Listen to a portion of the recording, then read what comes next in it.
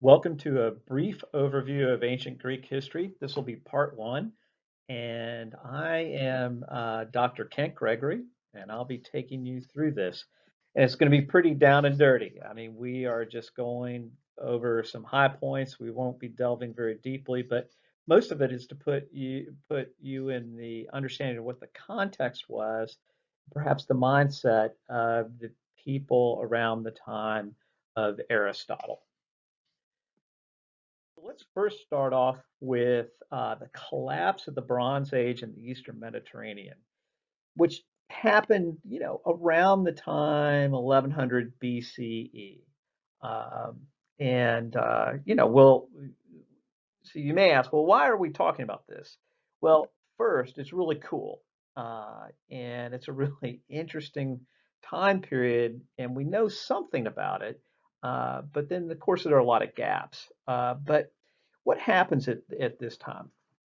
You get not only the fall of the mainland Greek sites, like these cities of Mycenae and Tiryns and Pylos, uh, but also others in what is Asia Minor, or what we would now call Turkey, like Troy, or or the mound of Hisarlik, which has been identified as the historical Troy. And during this period, you had a number of things going on. The two superpowers of the time, ancient Egypt, the Egypt of the pharaohs, and the Hittite Empire, which was roughly contiguous with what now is modern day Turkey. They were the two superpowers, and around 1275 BCE, give or take, they were at the high point of their power, and they fought a battle, the famous Battle of Kadesh, a massive chariot battle to a draw. And we have the remains, or the not remains, but we have the treaties that were signed after that. And luckily, we have them. And of course, we have them because they were carved onto walls in both the capital of the Hittites and in the capital of the, uh, the the Egyptian pharaohs. But after this, you know, you Hittite Empire vanished, and the Egyptians were severely weakened. Um, but the reason why I bring this up is that it's this period that seems to have been the historical kernel, if you will, for what became the Trojan cycle.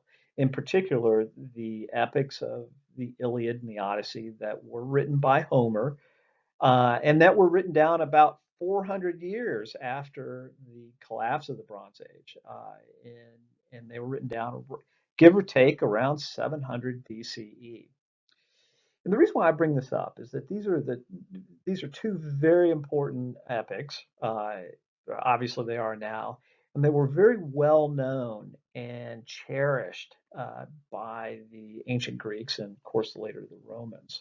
And the Greeks often looked to them for historical models. And anyway, so that was the first piece of literature. Then, a couple hundred years later, we get the Persian Wars, and these lasted a good 13 years. Um, so in 492 BCE, Darius the First of Persia invades Greece. And I won't go into the details of this because, like I said, this is just down and dirty. And then on September 11th, 490 BCE, Greek hoplites defeated the Persians at the Battle of Marathon. 10 years later, Xerxes of Persia invades Greece. And in August of 480 BCE, there's the famous Battle of Thermopylae, the Battle of the Hot Gates. And that's Thermos means hot, Peli, gates, the Battle of the Hot Gates. And this is the famous battle where the 300 Spartans held off the Persian army. Very, very famous battle, and one that the Greeks looked to. And actually, it wasn't much of an obstacle to the Persians. The Persians, yes, were they held up, but they did make it around the uh, the the Spartans and their other Greek allies who were stationed nearby. Uh, and then the next month, in September 480 BC, was the famous Battle of Salamis. So this is where the Persians lost to the Greek and Athenian navies. And so this is a famous battle that was in the Saronic Gulf, and it involved the triremes, which had 3 levels of oars, and the armored prows or beaks that they used to ram the other ships or to strip away and break the oars. And then finally in 479 BCE was the famous Battle of Plataea. And after this battle, the Persians went back to Persia, and they were never to return to Greece.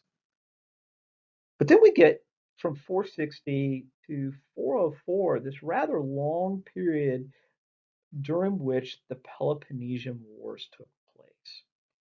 And this was a series of wars and battles between Athens and her allies and Sparta and her allies.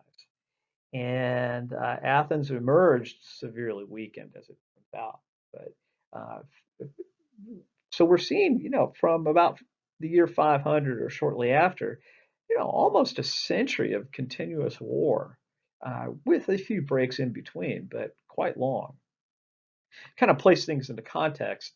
The Parthenon, the famous temple to Athena in Athens, was constructed over the course of a 15-year period from 447 BCE to 432. So kind of smack dab in the middle of the Peloponnesian Wars. Well, thank you for joining me for this. I hope you enjoyed it. And that ends part one of the kind of down and dirty ancient Greek history to the death of Aristotle.